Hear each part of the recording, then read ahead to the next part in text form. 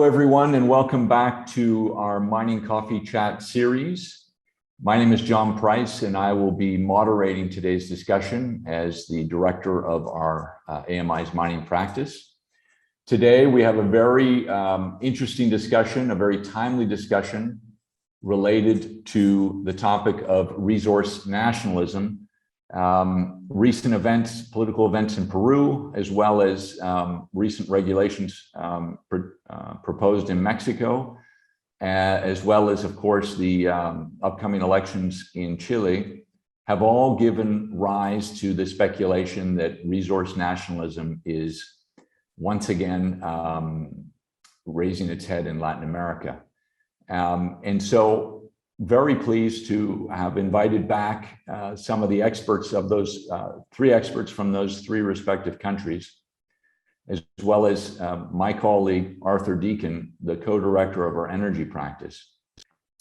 On the next slide, I'd like to just share with you before I get into the discussion a little bit about the firm.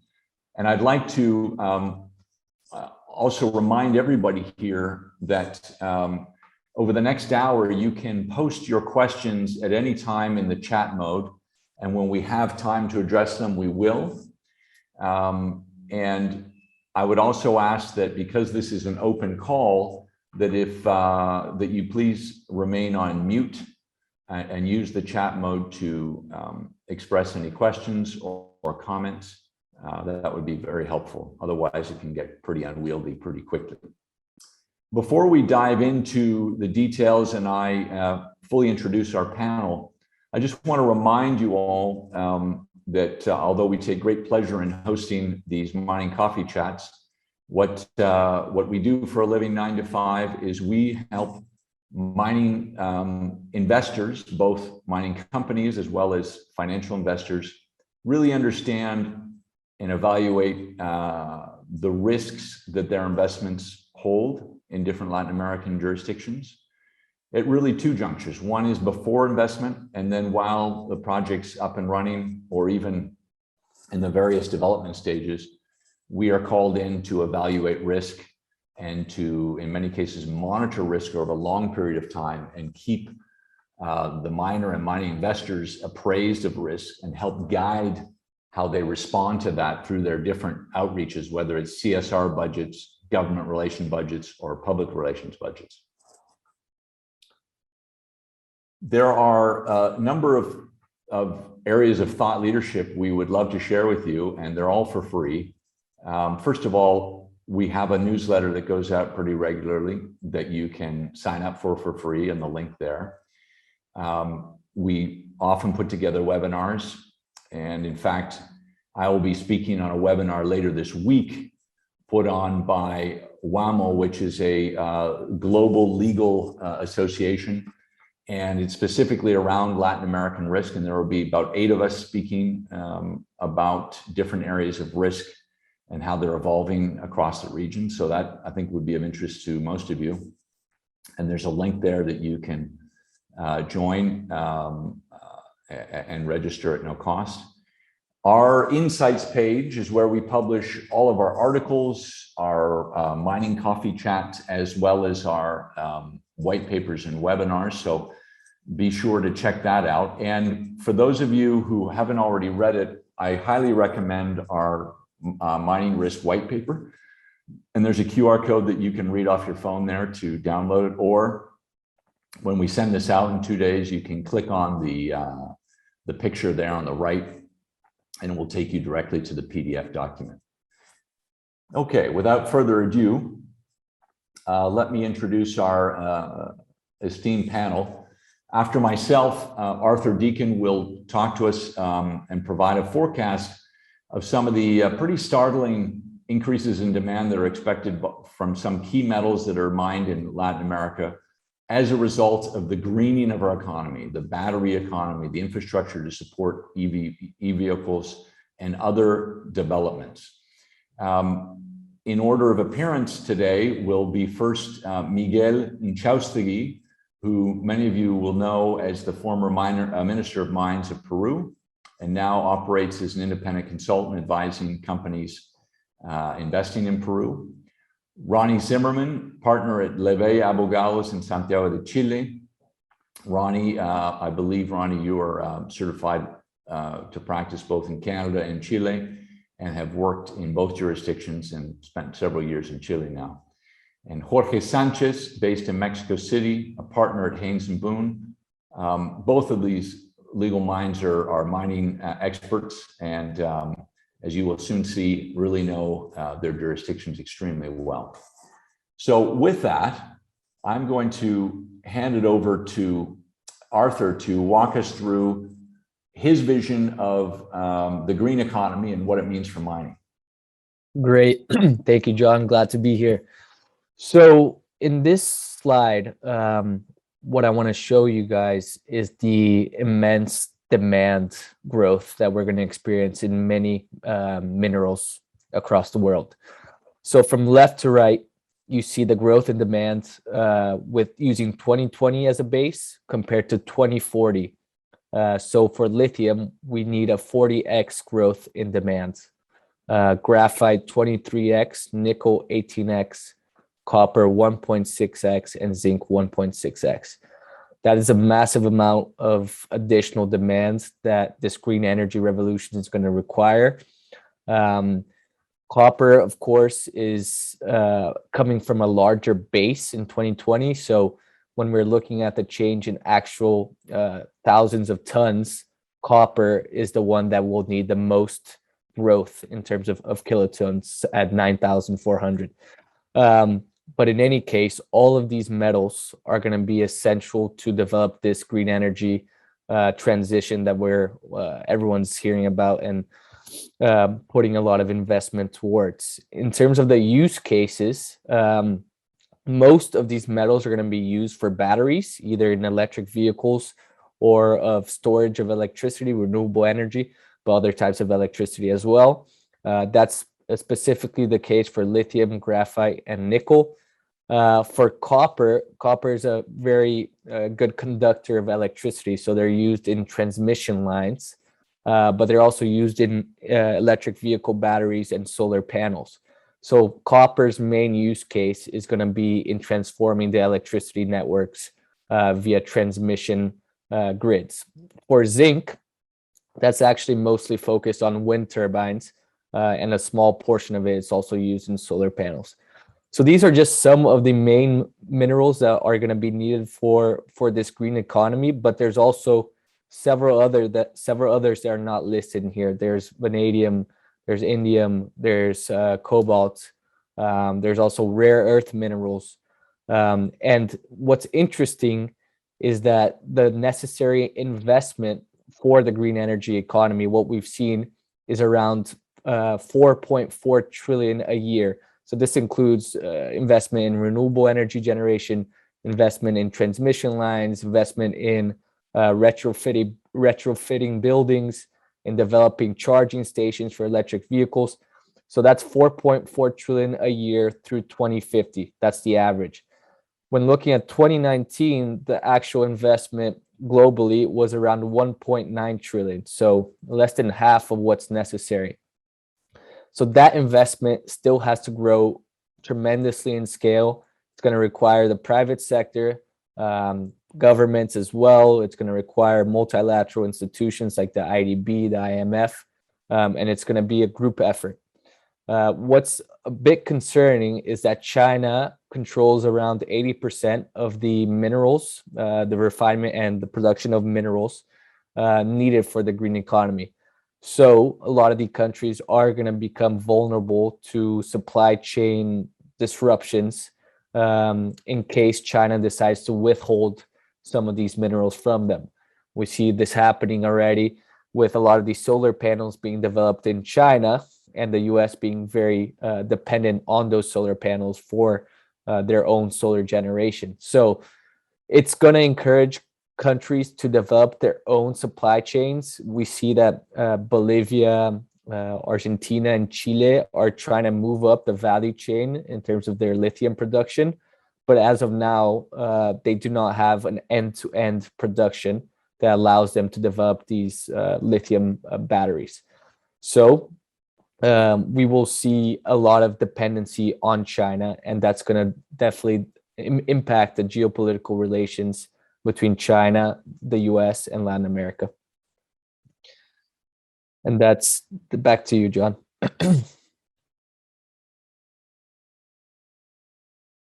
Thank you, Arthur. I just want to point out that there's really two sections to today's coffee chat. One is Arthur's projection of the demand for these metals. And we're about to enter a discussion around how this might trigger resource nationalism and the early evidence of that in three jurisdictions in particular. But wanted to take advantage of Arthur's presence on the call now to field any questions related to what Arthur's just projected. And one that came from John Stanner is it likely that Chile will get end-to-end production in lithium? So I would open that to Arthur as well as Rony. Rony, given your location in Santiago and your background. Yeah, I can take a first stab at it. Sure. So that's part of their goal, most definitely, Chile, to develop this end-to-end supply chain ability for lithium. The only country that has been able to do that so far is China. The US is almost there, but not quite in terms of refining the cathodes needed for those lithium batteries. Chile is the most advanced, I would say, out of the three other countries that I mentioned, Argentina and Bolivia. But it's not quite there. I would assume that with the focus on the green energy, increasing, that Chile will develop this end-to-end supply chain. I don't know when that will be. Maybe Rony has more details on that. Sure. Thanks, Arthur and John. I think I think, as you say, Arthur, it's definitely an objective, but of the Chilean authority and of the Chilean industry. But I think it's quite a way off. The requirements to establish processing on a large scale and development, rather than just extracting the resource, which is in and of itself quite a challenge, considering the environmental concerns and other concerns that exist in Chile. I think that is an objective, but I see it as a very long-term goal, more than a midterm goal for Chile, or more of it's a current goal. It's more of a long-term reality. We'll have to see how that progresses.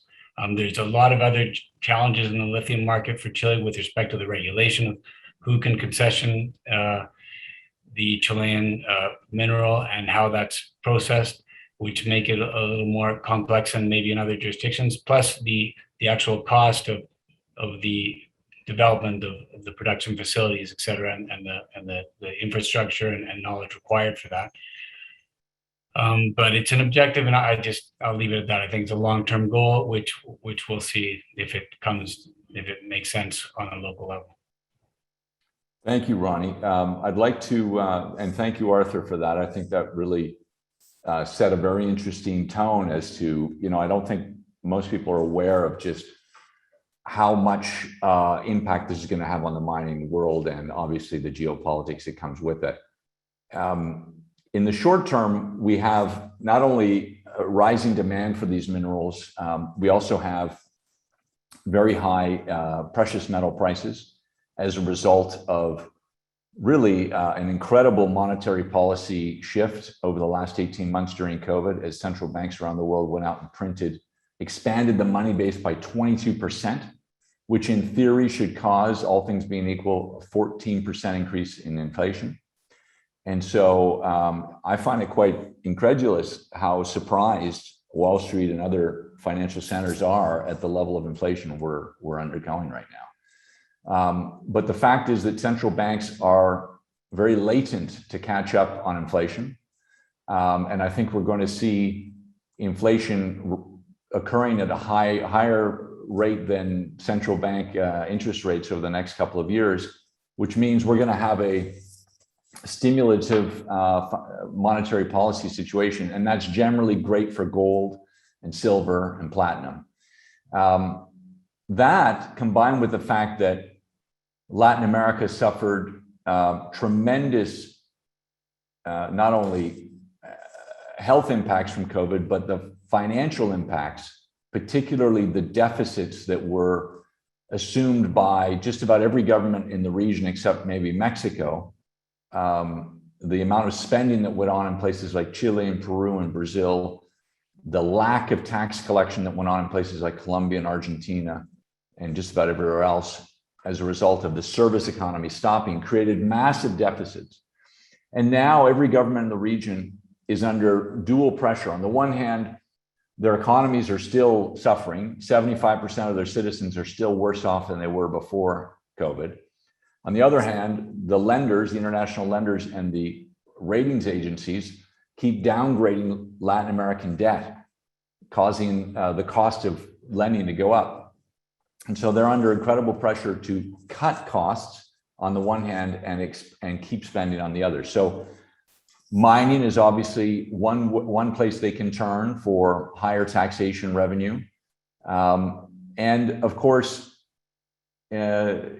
mining is becoming once again a center of interest for political discussions. And we look no further than, of course, Peru, who just went through a very disruptive election a couple months ago with Pedro Castillo elected president in a disputed but eventually resolved electoral decision, who came into power under the promise of nationalizing the parts of the resource industry and then backing off from that, talking about closing down certain mines and then backing off from that.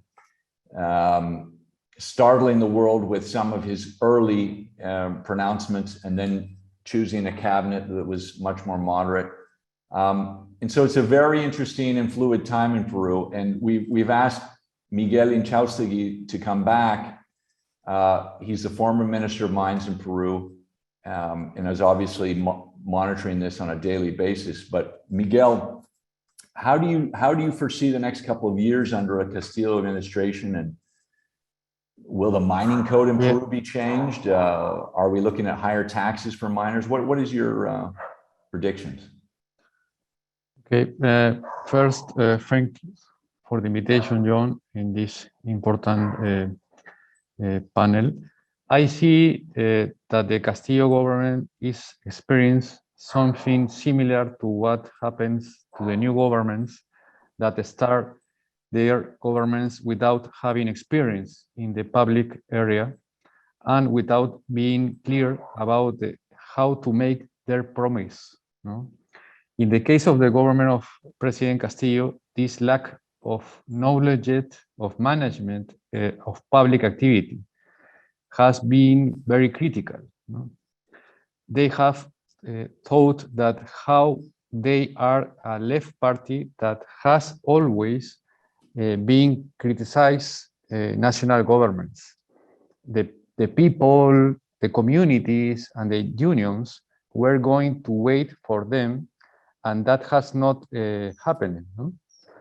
And the economic, such as you mentioned, no? The economic and health and political crisis that Peru and the world are currently experiencing is causing the new governments to have no time, and the people demands that the new governments act quickly. No? And in the case of mining activity in Peru, the new government has had contradictory messages. No? During the electoral campaigns, for example, President Castillo spoke of nationalizing the companies, of change the political constitutions. However, because that generates a lot of uncertainty for investors, and after a change of the prime ministers in less than 2 months, the new prime minister has reported that the change of the constitutions is not a priority, and this time and has retaken the office of prevention of the social conflict in Peru that previously prime minister modified and include an experienced people in this office. No? For all this, I believe that in the coming months, if it will be possible to confirm what will be the position of the new government of President Castillo. No? For now, the change of the prime minister has promoted a certain improvement in the perception of investors, since it is being, she hopes that she will continue to promote improvement in the prevention of the social conflict and the promotion of the sustainable mining in Peru. No? For example, the latest reports of World Bank and IDB confirm that the great challenges that exist in Peru is how to develop a national mining policy that promotes activity and at the same time close the social gaps that exist in the people close to the project, close to the mining operation. In relation to if the mining code in Peru be changed, I mentioned in this point that one of the results of that last elections in Peru have generated has been the government of President Castillo does not have great representation in Congress. And because the great change definitely go through the approval of Congress, I find it difficult for the creation of the new taxes for this new government. No? Additionally, in the case of the mining code in 2019, after a great social conflict that developed in Peru, the government at the time summoned eight experts in the mining sector to prepare a proposal of how to improve the mining sector. No?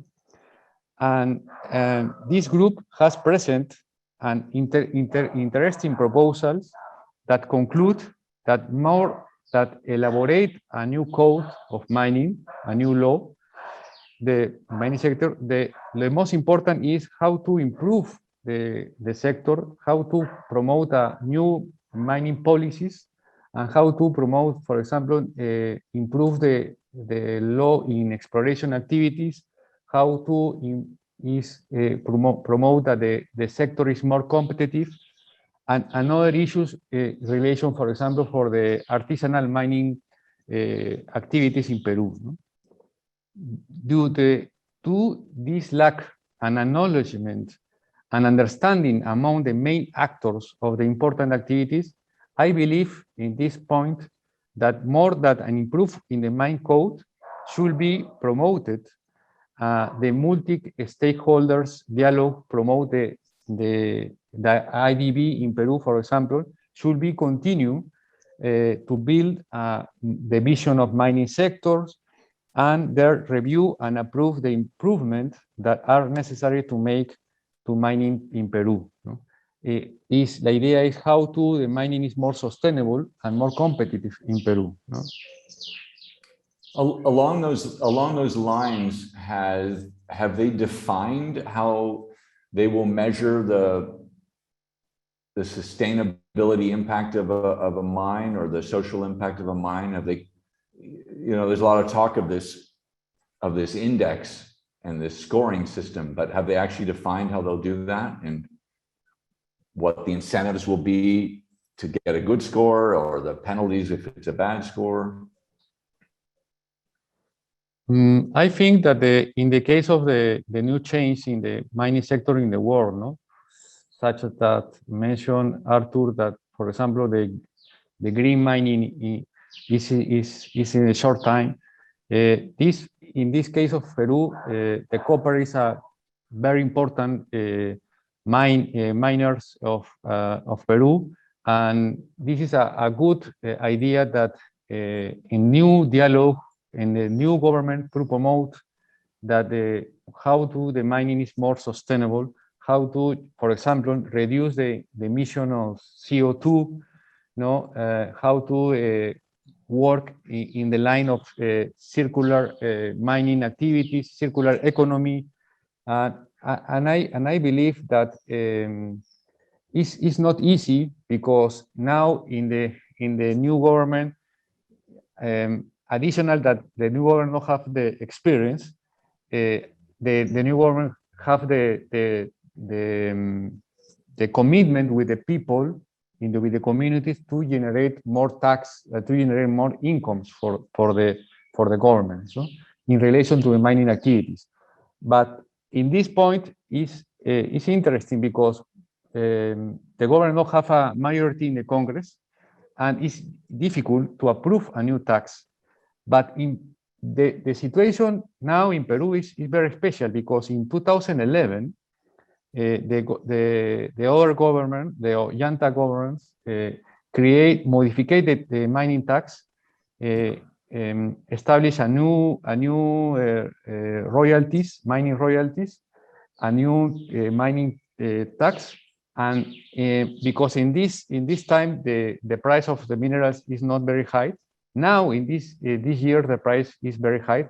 Obviously, all know this, and the projections, the forecasts of the new mining income for these years is very high. No? It's the year of most that the income tax that the government to obtain in these years. No? It's probably is the best year, and additional this in Peru, the problem is not how the government need more tax. The big problem is how to develop, resolve the needs and use correctly this tax, because the problem is not the money. The problem is how to the national authorities, the local authorities, to resolve the needs and to use correctly this money. No?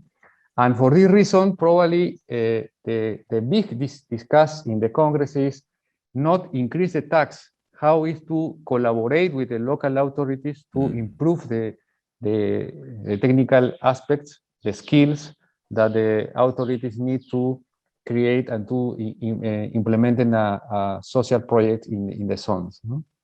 Excellent. Thank you, Miguel. You know, as you go through and you explain everything that's going on in Peru right now and all the debates, it's clear that the issue of resource nationalism is really much broader than it was originally defined, say, back in the 70s. It's really about pressures on governments to be more activist in changing the game for the mining industry, whether it's to collect more or better distribute or better police the sector. And so thank you for setting the scene there. I want to turn now to Rony Zimerman in Santiago. Rony, on May 6th of this year, the Chile's Chamber of Deputies, the lower house of Congress, passed a bill to introduce a new royalty on copper and lithium sales. According to the president of the industry body, Sonami, Diego Hernandez, the new legislation would force, if it was passed, 12 of the 15 biggest miners in Chile to operate at a loss. There's a lot going on in Chile. We have an election coming up very soon, potentially a populist, maybe the next president. But let's talk about, first of all, this bill and other threats to the tax levels facing miners in Chile. Are we going to see a tax increase in Chile? What's the legal and legislative process there? How realistic a threat is? And, you know, for several months now, the Constitutional Assembly has been sitting down and trying to redesign a new constitution, a very disparate body of people, many of whom have no political experience, facing a pretty tough threshold of, I think it's 2/3 majority to pass a constitutional change. Can you give us some insight as to where that body is in looking at the key issues that are going to impact miners? Sure. Again, thank you very much for the invitation. It's a pleasure and honor to be here with all of you. I guess first, let me address a specific question with respect to this royalty proposal that passed the lower house in May and where it is right now, and then more generally the questions about what's going on in Chile. There's a lot going on in Chile. and the question generally about resource nationalism here. I guess with respect to this specific royalty, as you say, in May, the lower house passed a royalty that's extremely onerous. That's absurd in any way that one considers it. That you could reach a level. It's an ad valorem royalty, with over sales, not over profits. So it could reach up to 82% of the income or of any company with respect to the mining resources they sell. So this is an extremely onerous tax, and as Diego Hernandez said, if it were to pass as it is, it would create an impossible situation, because it assumes it increases in the case that prices rise, but it's always over sale. So that even if the companies aren't making money when the price comes down, there's still a quite an important royalty that would have to be paid. It starts at a 15% scale and goes up to 75%, plus other taxes can reach 82. So it's an extremely complex and regressive tax for a company, even when the prices are high, and when the prices come down, it would be absolutely disastrous. Now, given that has passed and it went to the Senate months ago, and it's been sitting in the Senate very quietly. And the Chilean Senate is a much less, it's what a Senate's supposed to be. Generally, a Senate is as in other cases, a house of sober second thought, as they say in other places. And because of the structure of the current Senate, it's very, very, very unlikely that the bill as it is right now would pass the Senate. For various reasons. Number one, we're in the middle of an election, and the focus right now is not on passing legislation, but on the elections themselves. Secondly, the composition of the Senate has enough opposition senators that makes it and enough center left, I guess, senators that would be against such a radical royalty, that it's unlikely that it's going to pass as is. That's the specific royalty measure. I do think that regardless of the outcome of this election, either we can get into that in a second, either if the two leading candidates right now are either quite on the left and on the right, these aren't central parties that are right now leading this possible the elections. Regardless as to what that outcome is, there will be, because of the resource nationalism and other factors we can discuss in a moment, there will be some sort of new taxes and new royalties that are going to apply to the mining sector. It's very unstable right now, and I would be very wary of saying where that's going to fall on the spectrum. I do think that in any case, it won't be where this proposal was more of a political statement than a realistic attempt at making a mining royalty. However, if things change, and if the Senate is elected in a way that could favor the extreme left, then possibly this idea that it was originally a kind of a political statement could actually become law. I don't think that's going to happen, but it could. I think the last time we spoke, the political situation in Chile was a little different. You had instability in late 2019 for historic reasons, but which had led to, and the way to channel the instability and the violence that occurred in late 2019, early 2020, was to channel that energy into a constitutional convention to amend the Constitution. I don't think anybody really thinks that the people who were initially protesting and initiating that disturbance were looking to amend the Constitution, but this is the way that the country and all sides kind of found to channel this discontent. And so, when I think we spoke last time, the members of the Constitutional Convention hadn't yet been elected, and there was an expectation in Chile that the members would be much more would reflect a little more what the political establishment was, and that didn't take place. When the members that were going to conform this Constitutional Convention were elected, you had a much more left or independent. It's hard to call them even left, but it's individuals who had not participated in political parties in the political structure, and they had a very higher vote than one had anticipated, that any of the polls had anticipated. So right now, the group that's drafting the future convention is not that political unit that one was used to, where you have the kind of the concertación, the center left parties, the center right parties, some further right, some further left. It's much more diverse. It's much more extreme. It could be much more left, but it's also much more volatile. So that's a big question mark with respect to your question of what the effects on the resources are going to be coming out of that constitution.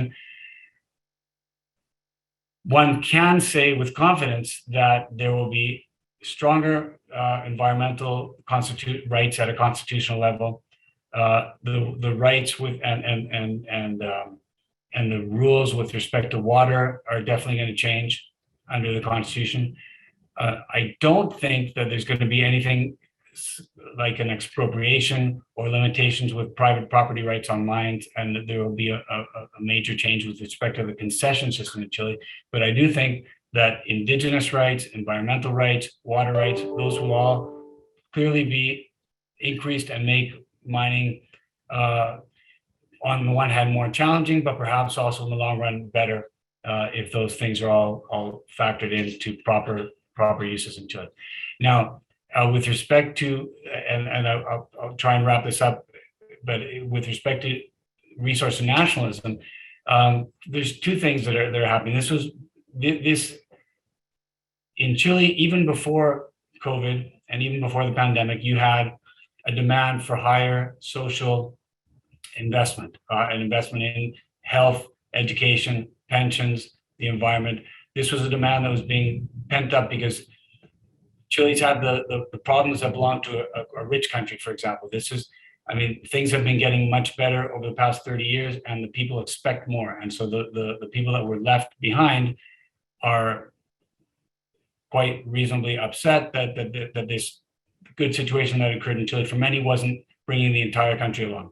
And so there's a high demand for, and mining is a very easy target. Let's put a higher royalty, let's tax the mining companies, and try and get the investment that we need for these social programs from the mining companies.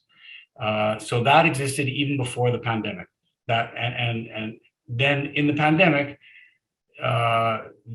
clearly, as you stated, and as Arthur stated, the country started spending more to support the individuals in the country while they weren't working, while the businesses were shutting down, while people were going bankrupt, while medical requirements were needed to be covered. So that is also a new requirement for funds. And again, people were saying, well, let's increase the royalty, and so all this royalty that you mentioned comes up in that context. It had been kind of sleeping for a while, and so in that context of the social demands that came up in late 2019 and what happened with the pandemic, so you're getting an increase in demands on that side. And at the same time, as we all know, and as you guys have mentioned, commodity prices have come up.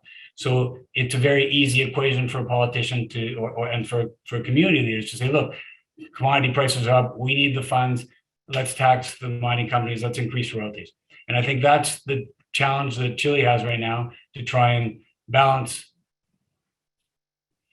income and for the state so that it can meet these requirements that the population needs without destroying the goose that's laid the golden eggs for the country for so long and had an attractive mining industry for us. I think that's a little bit of where we are right now. Thanks, Rony. I have some timetable questions. Presumably, the presidential election will require 2 rounds of voting, I'm going to guess. And that being the case, when will the presumptive president take office, and how soon do you think it takes before realistically you see any concrete movement around potentially new taxes or potentially initiatives coming out of the presidential executive branch to try to change things? Okay, and I'll add to that, what's the timetable with the Constitution? Exactly, thank you. Okay, so this Sunday is the first round, And if no candidate reaches a simple majority, then there'll be a runoff with the two highest majorities, and that will take place in December. And then the new government won't come into office until March of 2022. When will the governments try and use the goodwill that they have as soon as possible? So I would say the first 6 months they will try and present their kind of landmark legislation to try and show the country what they were elected for, and before things get more complicated. So I would say that if something was going to come up, that would come up by August. But let's say by 1 year from today, we will know there will likely be a new mining royalty or other law proposed. It depends a lot also on what the composition of the Congress and the Senate is going to be after this election. And I really am wary to let you know what that's going to be, because the polls have not reflected well with the realities taking place, or in the Constitutional Convention, in the primaries. Candidates that were high in the polls 2 months ago are now down, and unexpectedly, candidates that weren't expected, such as the far right candidate cast, has gone way up. That has to do with violence and other things that have taken place. But so I'll give you the timetable, but I'm not sure what the result is going to be. What I can feel comfortable about is that I do think there will be an increased royalty or some sort of new swipe at the mining companies within the next year. I can't tell you how extreme it's going to be. Right. Okay. Perfect. And sorry, and the last thing, with respect to the Constitution will take at least another 2 years until even if they have a year approximately extending considering the timetables that can be extended to a year until they can have to present that to the public to approve it, and then it will likely be there's going to be a vote, the salida, as I say, to approve it. I'd say it'll be at least 2 years until we know what the new constitution looks like and how that's going to affect the resource sector. Excellent. Yeah, it'd be curious to see how the new government influences that as well.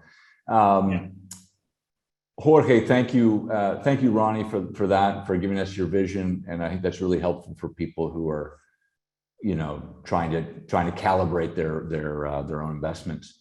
Jorge Sanchez, Mexico City. Jorge, thank you for waiting. Some would say that resource nationalism has been alive and well since the first year he took office, AMLO, in Mexico, when his government sequestered the Fondo Minero.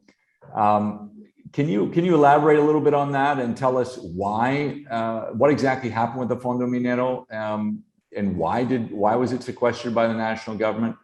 And probably more relevant to today's discussion around the green economy, AMLO's made some pretty interesting pronouncements around state monopolization of lithium mining. Tell us, what is his vision and how realistic is it, and how's the mining industry reacting to that? Sure, thank you, Jan. Yeah, the Fondo Minero was created back in 2014 when a very important amendment to the mining law took place. And the mining fund was designed and created to fund, the development of infrastructure, hospitals, schools, water supply to the communities surrounding the mining projects. So it was a well-intentioned reform, and I would say it took off well, but after AMLO won the election, it got sequestered. And he's using that money along with other reserves and trusts to fund mega projects like the Pemex refinery in the Gulf of Mexico, the Tren Maya, which runs in Southeast Mexico, and a new airport, which is being built in substitution of the airport that was going to be built in Mexico City. So it's no surprise that this mining fund, along with other pre-existing funds, have been diverted to their original use and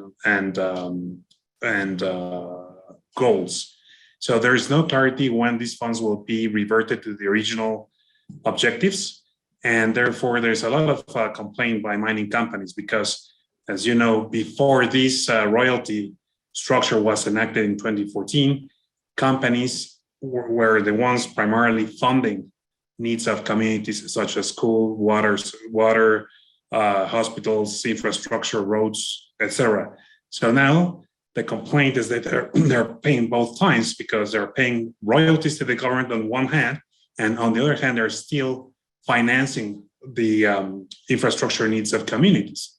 So it's getting quite expensive to develop a mine project in Mexico. And there's no clarity whatsoever when the mining fund is going to be returned to the original communities. There was some discussion last year, 2020, that the Fondo Minero was going to be reused for its original purpose, but no clarity when that's going to happen. Now, on the lithium side, yeah, there's this proposal to, or counter reform of the electric sector, which tries to provide the CFE, which is the power utility company run by the state, to control at least 56% of the total power generation in the country, allowing only for 44% of private investment in the sector, whatever that means, because it's not clear how that percentage is going to be managed effectively.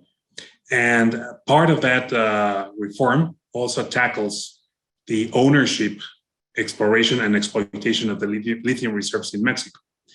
So this is a very important part of the reform, and if it's approved by the House of Representatives and by the Senate, it would mean that no private investment would be allowed either in exploration or exploitation activities in lithium, except for 8 existing mining concessions, which were granted prior to AMLO taking office.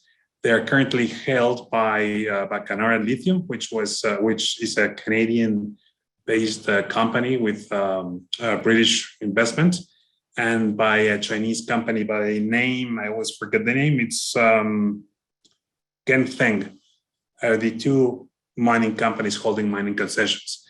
And interestingly enough, AMLO has stated that the existing mining concessions are not going to be expropriated or modified in any way whatsoever, but no mining concessions will be granted to private companies.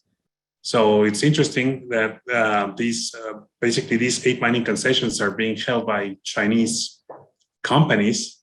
So it's kind of a strange, or at least it's perceived by the community that the government of families favoring Chinese investment vis-a-vis other investment coming from other countries. So these may have another hidden strategy, which would be to allow Chinese manufacturing companies to settle in the northwest part of the country, where the lithium reserves are located, to manufacture lithium batteries for cars, cell phones, computers, etc. So it's rumored that's part of the deal to have those Chinese mining concessions tied to certain investment commitments from Chinese companies in the country. But yeah, it's part of this resource nationalism, which is really on the rise in Mexico, not just for natural resources, but energy in general. Absolutely. Tell us more about what is the government's end game on lithium? Do they want to create a Pemex-like state-owned enterprise that can profit from the rise in prices that everyone's predicting? Or I think that probably like Peru and other jurisdictions in Latin America, but especially in Peru, this government doesn't have enough experience in the mining sector.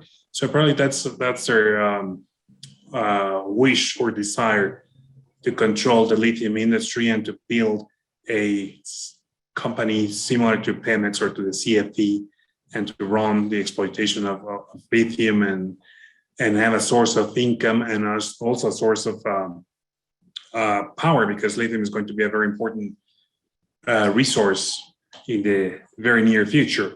So yeah, that's their intent, I would say. But I think it lacks the technical and economic resources and experience to properly found a company, a state-owned company to run it. So if that's the end game, I think it's going to be a disaster. And currently the government is also trying to partner with other companies for the exploration and exploitation of that resource, although apparently it's going to be channeled through a state-owned company because no mining concessions will be granted. And what is the reaction of, I mean, there's obviously lots of lithium miners interested in Mexico. What are they telling you? I mean, are they sort of saying they're just in a holding pattern, or what are they thinking right now? And how do you think this will ever get resolved one way or the other? Well, since Sano took office, no new mining concessions have been granted. So if this amendment is approved by the Mexican Congress, actually, what I think, the reaction is that they are kind of resilient and they expect the worst, that they will not be able to participate in the lithium market. So they say that there's not much to do in case that amendment is approved. Got it. So they're talking about going to other jurisdictions? Yeah. Yeah. Okay. Fair enough. We had a couple of questions. Some of them were addressed in the comments that each of you made, but I think for Miguel there was a question around social profitability, but I think that you addressed that to some degree. But I guess what Norman Gridley's asking is, have they gone any further in defining what that is, or is that still work to be done? Like you said, the pressure's coming on mining companies globally, to their shareholders, to shareholder watchdog groups and others, to make sure that their mining practices are green. But has the Peruvian government made any advancements on defining social profitability? Because if you recall in our last coffee chat, we talked about this, and that was still very much untouched. Nobody had really defined it yet. Yes, John, I think that the problem of the new tax is the same in other countries, because now the price of the mineral is high, no? But at the end, I think that we need to promote that how to use the income tax to resolve the needs, no? And this is, in my opinion, in the case of Peru, the big protests, the big conflicts is not about I don't want the mine. No, it's about I want that the mine give me more benefit, no?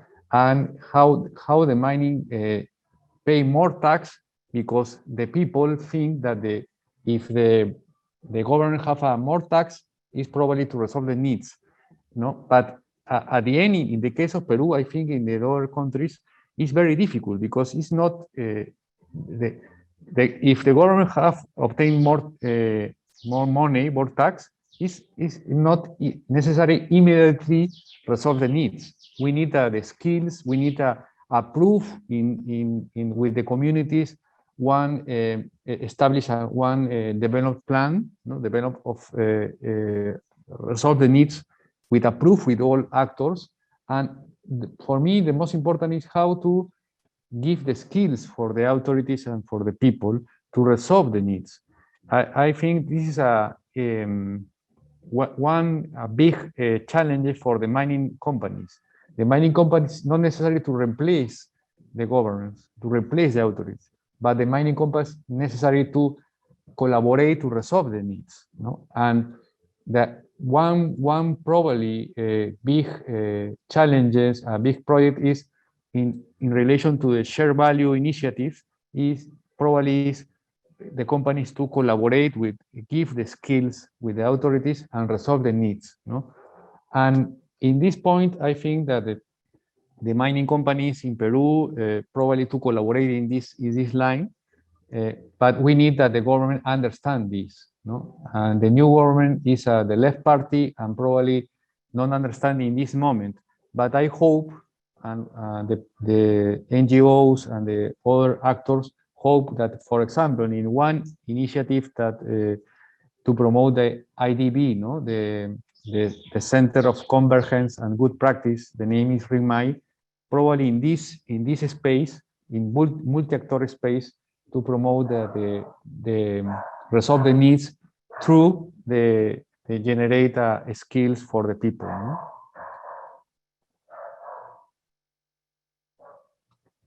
You don't listen. Thank you. Ron, I have a question for you. When the Constitutional Assembly was elected, I had cousins, I have about 100 cousins in Chile, but I had cousins calling me saying they wanted to emigrate to Canada, that this was the final straw for them. And there was a certain, there was a degree of alarm amongst many, moneyed Chileans as to this was sort of the beginning of the end. Has that sense of alarm calmed down at all, or is it only being sort of accentuated by this presidential election? And as you know, the affluent in Chile do tend to be somewhat alarmist when there's swings politically. I remember when Bachelet won her second term, came back in office in a coalition with some left-wing parties, and people were sounding alarm bells back then. What's the general investor sentiment in Chile right now? Things economically are improving. The high price of copper has certainly brought in a lot of dollars, and there's been improvement of purchasing power of people. But what's the general sentiment of sort of Chileans? Yeah, it's a good question. I think that the alarm that occurred, let's say, when Bachelet won her second government, is completely different to what occurred now. Completely, because there's a combination. Number one, the civil unrest that took place in late 2019, early 2020 was something that was completely unseen in Chile for 30 years and unexpected, and shook the class that you speak of very much. So one thing is that you can have a government that's going to come in that may raise taxes or increase labor standards or whatever the case may be, and make you less profitable, perhaps. But the mix of the violence with that was something unknown and caused that shock. And I think when they channeled this through the Constitutional Convention, everybody thought, okay, we're going to have a Constitutional Convention. There's going to be a reasonable, because there's a 2/3 majority that's required to pass. We'll have at least over 33% that'll be kind of reasonable people, so we should be okay. And there was a sense after that that things will work out better. But that Constitutional Convention vote came out very, very differently than what the polls indicated or what people expected. And a lot of these completely new players in the political sphere, or in the public sphere more than political, came into play. So I think that surprised everybody very much, and was a very big shock because people that are literally extremists came in are going to be drafting the Constitution, and there wasn't enough of what was considered a stable group to try and counterbalance that. So I think that there was a shock, and then hope that this would be channeled well, and then a new shock that came. Where are we right now? I think that that class is the investment atmosphere is not good in Chile. I think a lot of locals are not investing. I think there was a poll that came out recently that 70% of companies say they're not going to be investing next year. There's been a flight of funds. Chile was quite unique in the region, where if people with funds kept, let's say, an 80-20 split, 70 to 80% of their funds in Chile, 20 or 30% abroad, that's completely changed. So I don't know if it's an alarm, but I know people that have left the country. I know people that are not investing, and I know people that have left. On the other hand, I was just in Toronto last week, and I had meetings with a mining company, and they while there's definitely companies that have stopped investment or are standing by, others, this particular company said to me, Ronnie, we invest in Africa. We've invested all over. Chile was always very safe, and we're used to volatility in other countries. If the project is good, we're still going to invest. Maybe we'll tweak the numbers a little bit, to understanding that there's more chance of maybe higher taxes or some volatility, different regulations with respect to environment and water, our timeline. But if the project's good, we're still looking at the country. So I think we're not at the stage where we're equivalent to other Latin American jurisdictions where there's much more of a risk incorporated. but there's a level of alarm or concern that I hadn't seen since I've been here when I arrived in 2000. Thanks, Ronnie. Same question for you, Jorge. I've known people in Mexico who've been pulling money out basically since even before AMLO took office at the end of, of 18. What's the general mood, investment mood? Because there's some interest, there's some very positive externalities for Mexico. There's still a migration of factories from China to Mexico. There's the export sector is doing well. But what's the mood amongst, the grupos and the affluent in Mexico generally, beyond mining? Well, during the elections, a lot of people left Mexico, and there was a lot of funds fleeing the country. A lot, like $22 billion left the country within a 12-month period. And lots of people left the country as well. But then, 2 years after, things kind of stabilized, I would say, and there was more certainty. People were not thinking a lot of leaving the country anymore. They were digesting all these changes and these challenges. And the large economic groups have learned how to navigate these new waters and have come to terms with the current administration. And therefore, you don't see drastic changes in the way they are operating or investing. For instance, Grupo Mexico, who was like a public enemy number one of AMLO, doesn't have any problem nowadays, and right. Our conversations with the government. So, the establishment has not been really affected, I would say. And in the mining sector, people like in Chile, like Ronnie pointed out, if the project is good, they keep investing. They know the challenges with the security issues, with the narcos, the political risk, but if the project is good, they will continue investing. And surprisingly enough, all the macroeconomic conditions are very much aligned to what used to be the neoliberal period, as AMLO calls it. So Mexico continues to be kind of the same country as before, at least macroeconomically speaking. Very low deficit, exchange rate under control. So, and with the US-Mexico-Canada treaty, things seem to be positive.